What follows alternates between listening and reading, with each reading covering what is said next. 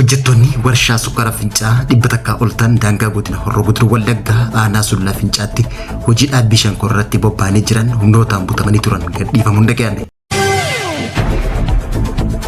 Biyya United Arab Emirates keessatti abbootiin qabeenyaa Itoophiyaa kumtakkaa fi dhibba oltan hojii investimentii irratti hirmaachaa jiraachuun ibsame. Daawwattoota fi hordoftoota Egeree Miidiyaa nageenya keenya bakka jirtan marti sana dhaqqabu. Hundee dambeessin dhageessifne hangafootota Egeree Miidiyaatii amma bal'ilootu taasisa.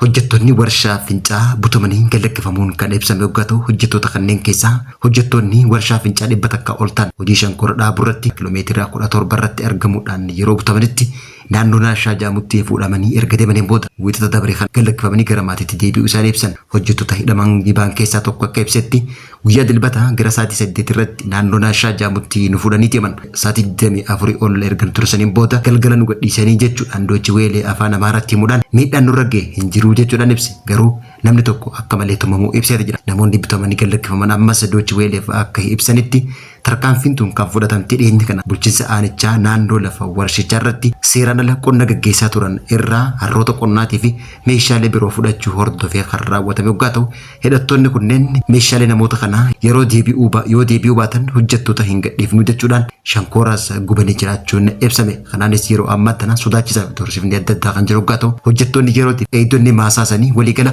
135 ta'an uummanni naannichaa mormii dhageessuudhaan kan galakkifaman ta'uu ibsame. Warshaan sukkaraa fincaa kun bara 2015 akka lakkoofsa Habashaatti kadhee gadi yoo ta'u humnoota hidhatanii naannicha wajjin wal qabate gufannaa adda addaa keessa turuunis ibsamee jira. Dhiyeenya kana ammoo suphaa taasisuudhaan hojii idilee isaa eegalullee hojjettoonni isaa ammas sodaa hamaa keessa jiraachuun ibsame. Dhimma kanarratti hojii gaggeessaa warshaa sukkaraa fincaa katee obbo Mangistuu Hayilamaariyaam akkasumallee waajjira bulchiinsaa naannoo Fincaarraa odeeffannoo dabalataa argachuudhaaf yaaliin Doochi Weeleen taasisee nuuf hin milkoofne jechuudhaan gabaase. Rakkoo nageenyaa godina Horroo Guduruu Wallaggaatti mudateen warshaan sukkaraa fincaa hojii oomishaa isaa irratti dhiibbaan guddaan taasifamaa jiraachuullee ibsame. Abbootiin qabeenyaa Itoophiyaa kumtakkaa fi dhibba 60 ta'an United Arab Emirates keessumattuu Dubaayitti hojii investimentii garagaraa irratti bobba'anii jiraachuu fi mariin walitti hidhaminsa daldalaa Itoophiyaa fi gamtaa Emireetota Arabaa guyyaarraa magaalaa Finfinneetti taasifamee jiraachuun ibsame. Gamtaan Emireetota Arabaatti ambaasaadar Itoophiyaa Dr. Jamal Bakar akka ibsetti hariiroon biyyoota lameenii damee daldalaa fi investimentii babal'achaa jiraachuu isaanii hojii waliinii cimsuuf carraan kan uumame jechuudhaan ibsa kenne. Akkasumallee daldalli biyyoota lamaanii yeroo ammaa tana gara doolaara Ameerikaa biliyoona 6 qabxii takka gahullee ambaasaadar Jamal Bakar ibse. Daarektarri chaambarii daldala damee Afrikaa Muhammad Alaata argama isaatiin akka ibsetti Itoophiyaan gabaaf carraa investimentii bal'aa qabdi jechuun kan ibsa yoo ta'u kana jechuun ammoo abbootiin qabeenyaa gamtaa Emireetota Arabaatii fi Itoophiyaa hedduun dameewwan garagaraa irratti hirmaachuudhaan waliinis hojjechaa jiraachuun ibsame. Kunis ammoo biyyoota lameeniif carraa hojii lammiilee kan uumu yoo ta'u guddina biyyoota lameeniitii fi walitti hidhaminsa daldalaa kan babal'isu ta'ullee ibsame. Itoophiyaan ministeera dhimma alaa Misir Itoophiyaan ulaa galaanaa akka hin arganneef danqaa ta'aa jira jechuudhaan himatte.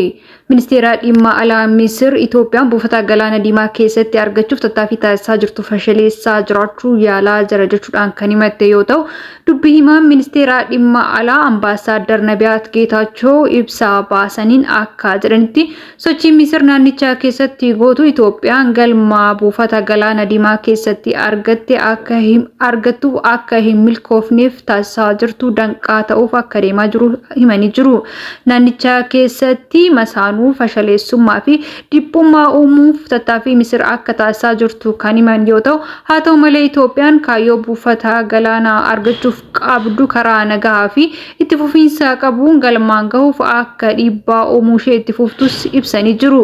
Dubbi himaan akka ibsanitti Itoophiyaan deeggarsa naannoo fi idila addunyaa akka argataa jirtu eeruun kanaan gamattis Itoophiyaan buufata galaanaa dhabuu ishee baraan itti fufiinsaan akka hin turree fi Itoophiyaan tattaaffii buufata galaanaa irratti ulaa argachuuf taasistu kamiyyuu cimsitee akka itti himtuu fi ministeerri dhimma alaa Misir immoo tattaaffii taasisaa jiru kana himannaa Itoophiyaan irratti bantee akka jirtuu fi danqaawwan Itoophiyaa irratti taasistu Misir akka dhaabduufis karaa dippiloomaasiitiin hojjechaa jiraachuu isaa ministeerri dhimma alaa Itoophiyaa ambaasaadar Nabiyaat Geetaachoo ibsa gaazexeessitootaaf kennaniin addeessanii